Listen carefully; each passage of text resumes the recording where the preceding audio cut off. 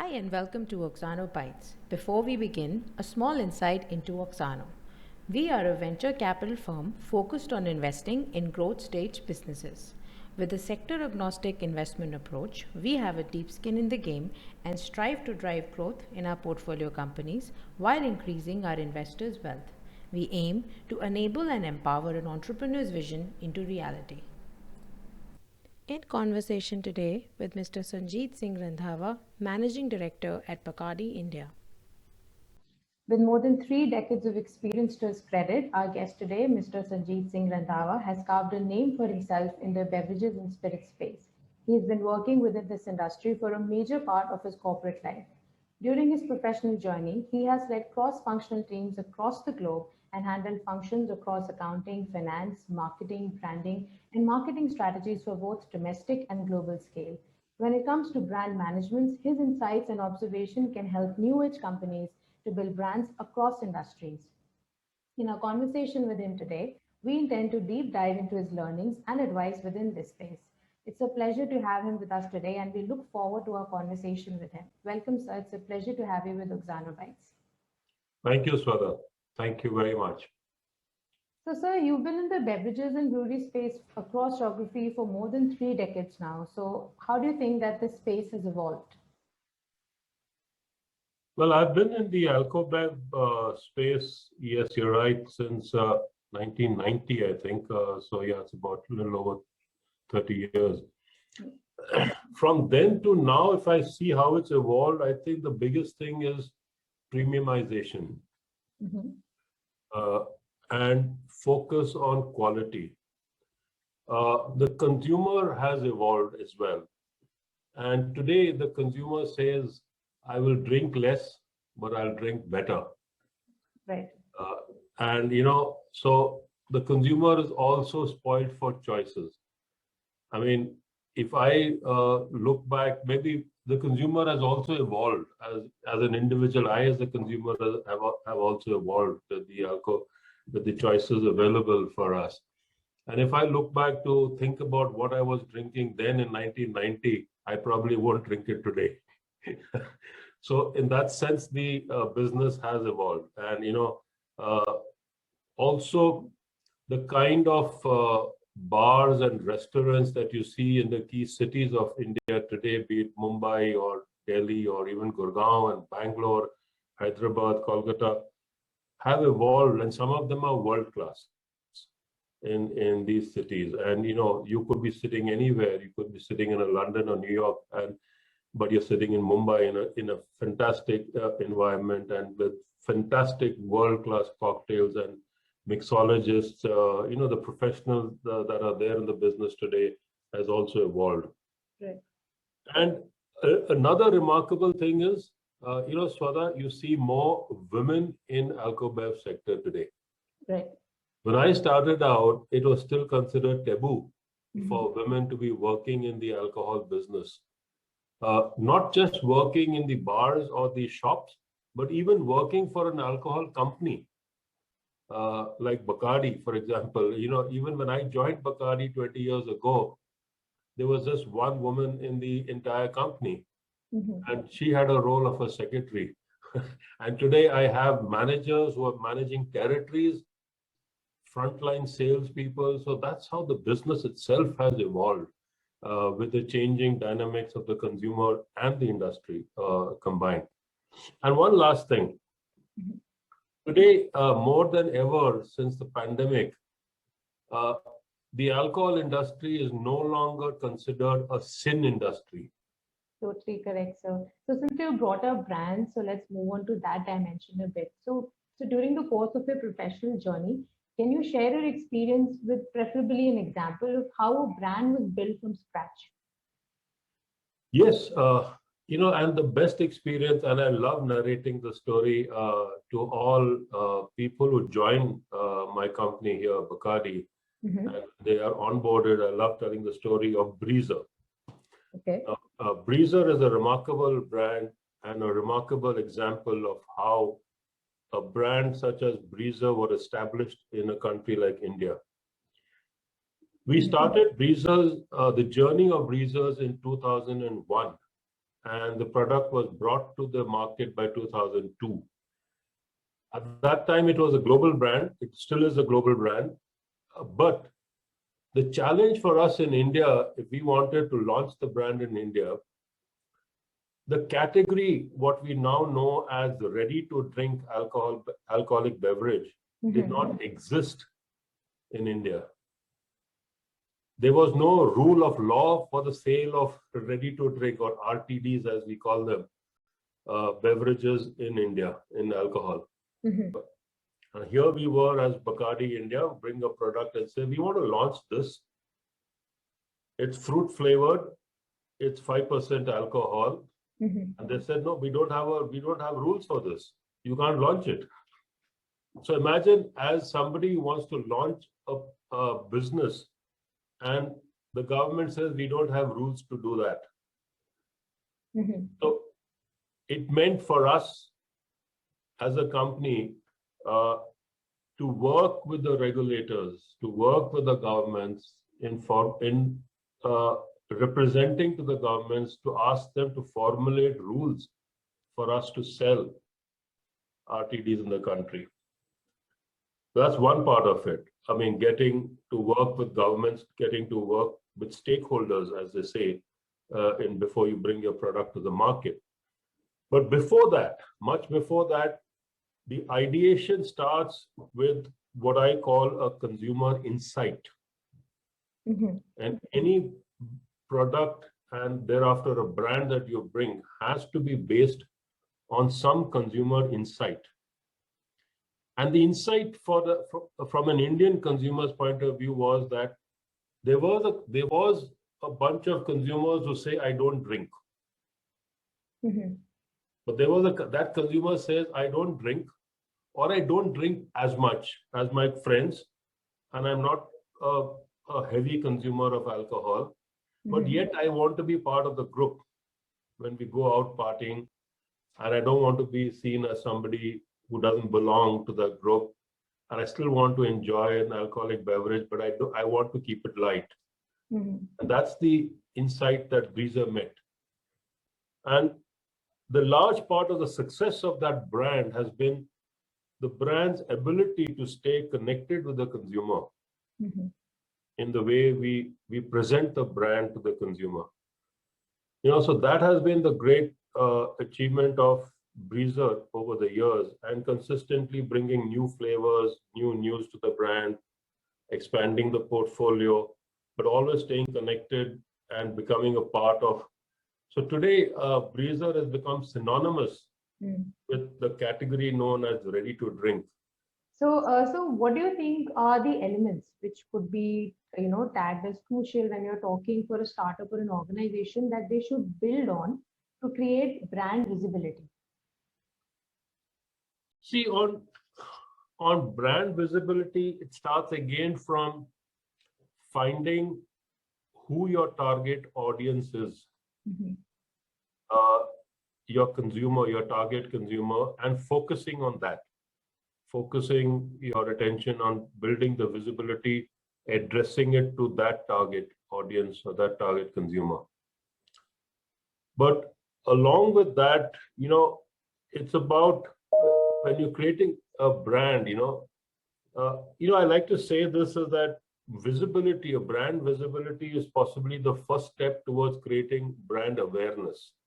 Correct. Yeah. And that brand awareness is more of a different subconscious state of mind where you're aware of something. But before you get aware of something, you need to be exposed to it. And that's what visibility does. And so the starting point would be to finding and focusing on your target audience. Your brand should you should have created a unique selling proposition for the brand itself that differentiates you from the others. You should be able to, through your visibility, whatever actions you take, be able to communicate what your brand stands for. And, not just the product intrinsics, but also as a brand, what does the brand itself stand for? That the consumer can have a connection with the brand, therefore.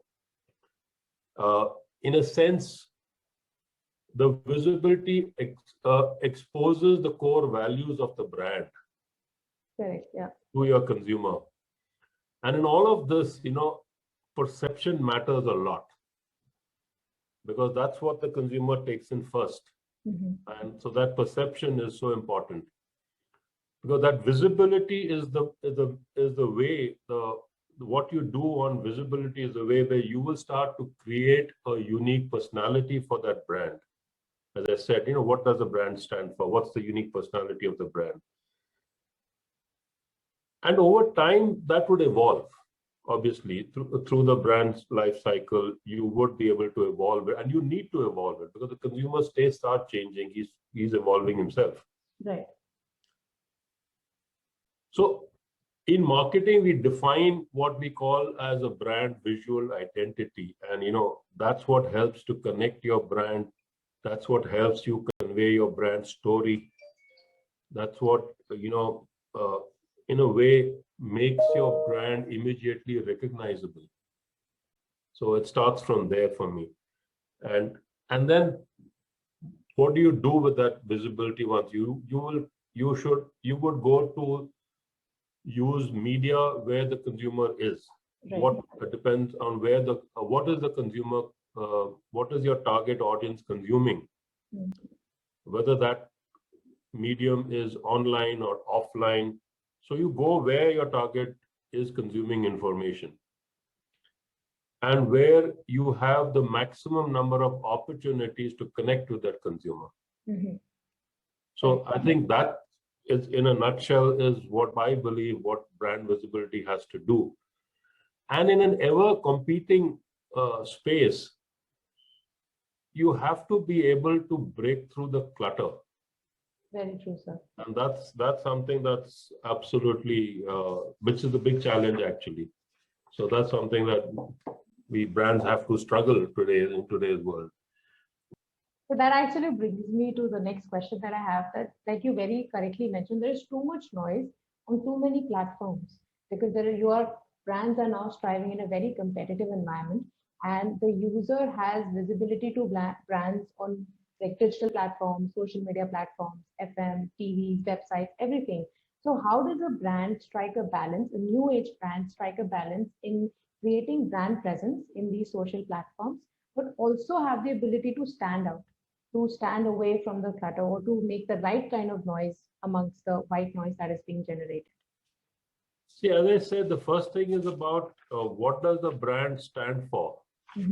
And it starts when you conceptualize the brand. So there is a brand story to it. There's a brand, there's a certain character that gets associated with the brand, its personality. And when you have been able to define that nicely, then it kind of falls in place in terms of what is your communication going to be, and through that communication, are you able to make that emotional connect with the consumer? Correct. And capture a share of his mind with your brand. And I guess you have to be in a way very unique for you to be different in and addressing a different, bringing to the consumer a new proposition that engages with him, that you can engage him with, and otherwise you'll be lost in all of this. And it is very challenging, I can say that. And we know it from the alcohol space, because there are so many regulations that prevent me from advertising the alcohol brands. And so you resort to association, you resort to experiential events, where you connect with the consumer, where you provide the consumer an experience, which is not simply about the consumption of the alcohol, but it's about things associated with that brand that brings the personality of the brand to life for the consumer, for him to engage with it and feel something about it.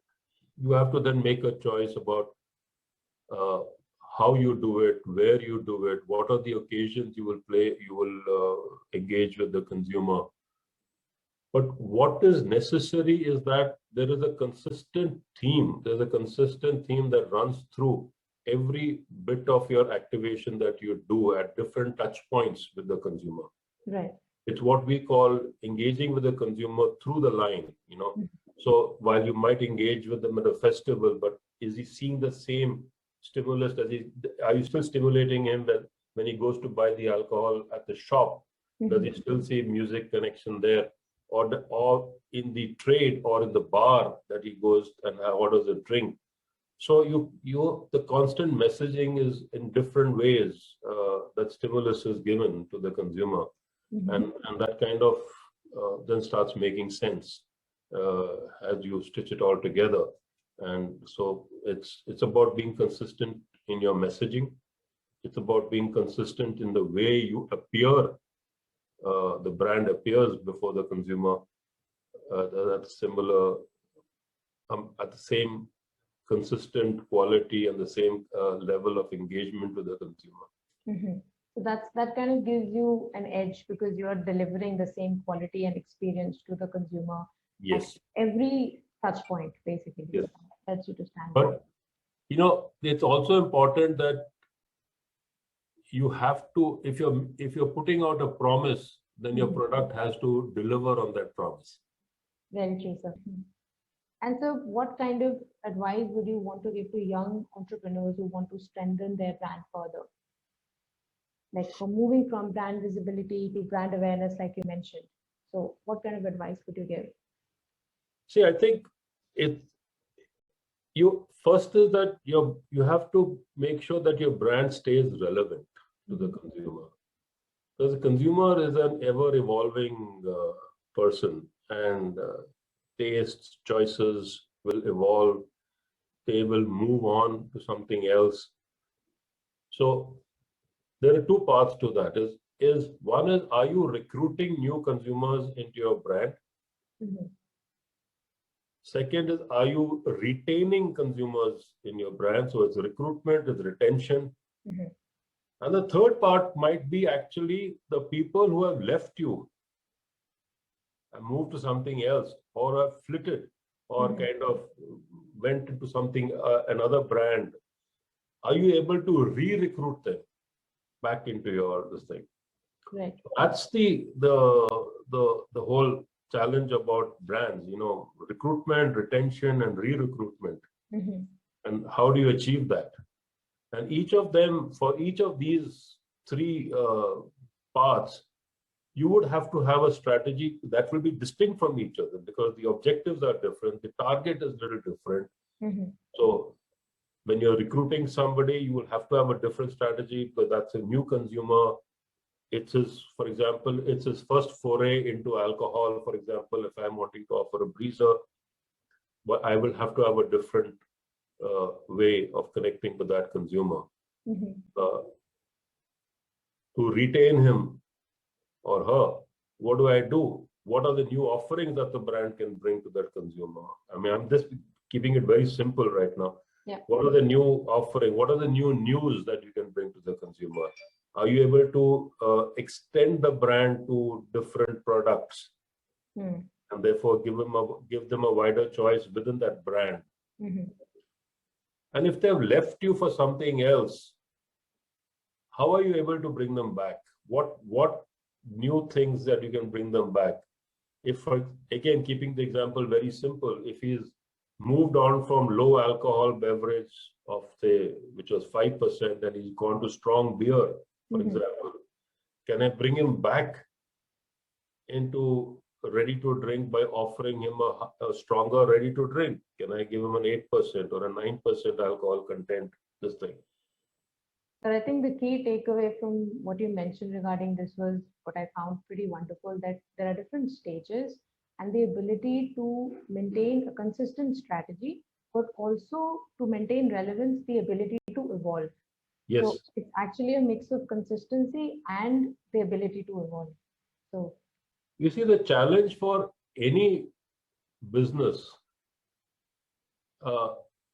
and even for a business like, if I give our example of Bacardi, I mean, the company has been around for 158 years.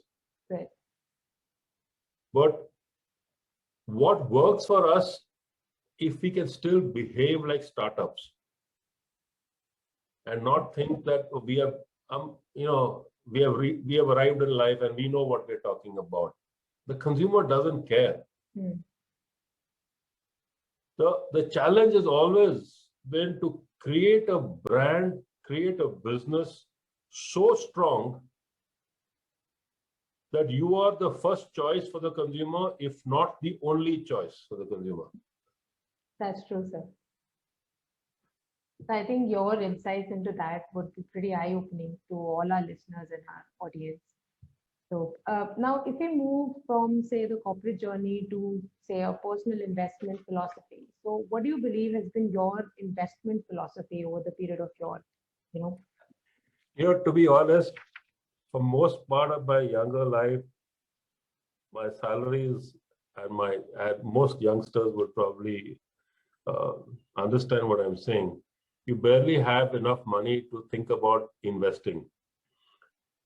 And if you're married and you've got 2 children, then you're already paying through your nose for school fees and rents and other things. And my only advice, and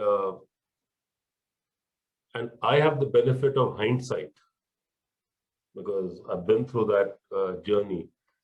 My first advice would be start as early as you can. That's my investment philosophy. Is the earlier one starts, the better. I did not, to be honest. I did not. And let me narrate a very simple short story that triggered it for me.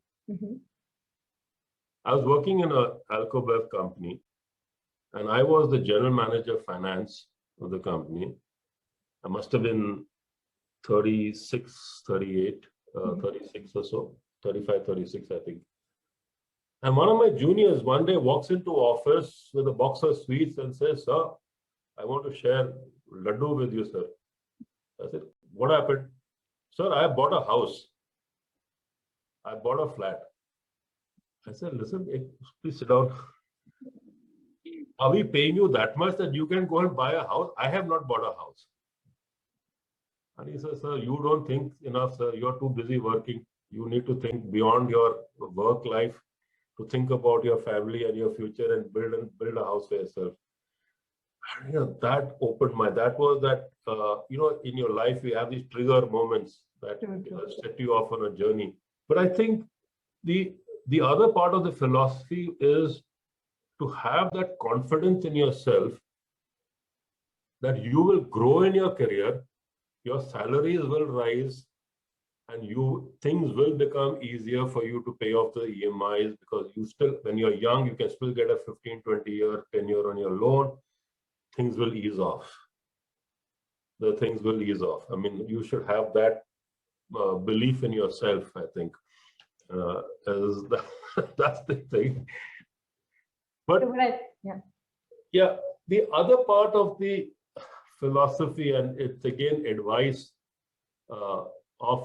from my experiences, is to decide what you can put aside from your inflows, monthly inflows, and say, I can set aside something. And once you have decided that, stay on that, stick to that, and say, I mean, don't be fickle. And the 2 months I've done it, and 3rd month I can't do it. However small that amount might be, 10,000, 20,000, 40,000 rupees a month, 50,000 rupees a month. And Brijesh knows that. I mean, I started SIPs, for example, at 50,000 rupees a month. A few years ago, only, maybe 7, 8 years ago. But that was what I could, because I had a lot of other liabilities that I had to meet. But whatever that amount was, and I started there and said, at least there's some amount that is going. It sets into place a certain discipline with yourself that not everything that I bring in I can spend. That's true. Because I've decided that I need to put away something, and that's the rest is what I can spend on my household, my pleasures, my whatever else that I have, and do that. And so no matter how small that amount you might decide, but start somewhere and be consistent with that. Then sit down at the end of each year and review it and say, okay, can I increase that a little bit? Can I do that? And progressively you'll start realizing that you have started to build a little corpus for yourself. And when you realize that, it only encourages you kind of do better on that. And I think that's the one thing that I would. And if you don't have the time, find a friend, an advisor. A financial advisor is even better. So you need that one person in your early days to be able to advise you. Not all of us have the wherewithal to go and read stock markets and see the index and then say buy, sell, which mutual fund to put and which to exit and what to do, etc. And is the market going down? Should I get scared and exit or whatever it is? So I leave that to a professional who can manage it. That's his job, man. That he understands that every day. You guys understand that every day. So I leave it to you guys to manage that. So that's what I would say in terms of investments. I think that kind of summarizes learning from your experience and your hindsight. So, and it resonates with a lot of these youngsters, because I think the ability to have the maturity to start early and to maintain consistency, that is the key to a good investment strategy. And that applies to whichever age bracket you're in, whichever financial capacity you have. Absolutely. The journey then started when I moved from one job to the other job and I got some PF or gratuity and a lump sum money came.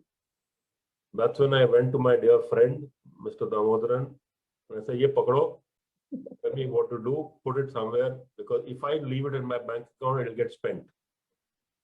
And it started from there, actually. And then after that, as long as you keep that discipline slowly and that, it really does work. It really does work. That's it from me. Thank you, sir. I've taken a lot of your time. No, sir, it was a really wonderful conversation. I think the key takeaway to all our listeners today would be that resilience, patience, and along with the ability to change is how you can grow, whether you're talking about a brand, because essentially an individual is also creating a brand for himself or herself. So when it comes to building a brand for yourself or your company, these are the key things that kind of take you the long way. So it was a really interesting and insightful conversation with you. Thank you so much for taking on the time. Thank you, Swara. Thank you. Thanks for tuning in. For more Auxano Bytes episodes, you can head to www.auxano.in/blogs. You can also follow us on Twitter, LinkedIn, and YouTube for more updates and insights.